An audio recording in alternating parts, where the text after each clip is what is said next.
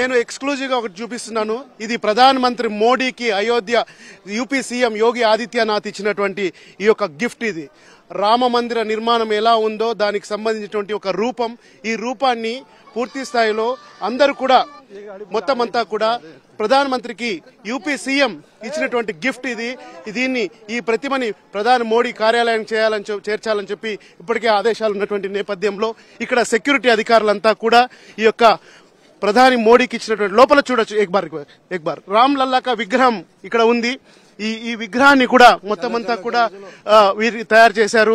ప్రధానమంత్రికి యూపీ ప్రభుత్వం తరపునిచ్చినటువంటి గిఫ్ట్ ని ఎన్టీవీ లైవ్ అండ్ ఎక్స్క్లూజివ్ గా చూపిస్తుంది.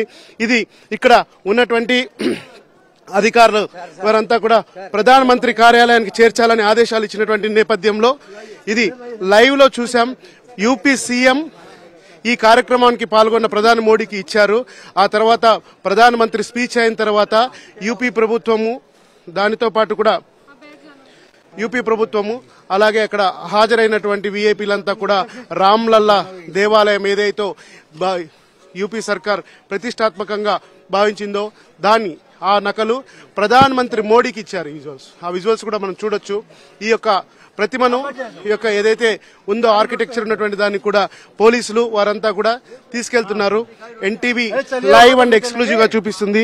ఈ దేవాలయంలోనే ఇక్కడ బాలరాముడి యొక్క విగ్రహం కూడా ఉంది. సో ప్రధానమంత్రి ప్రసంగించాక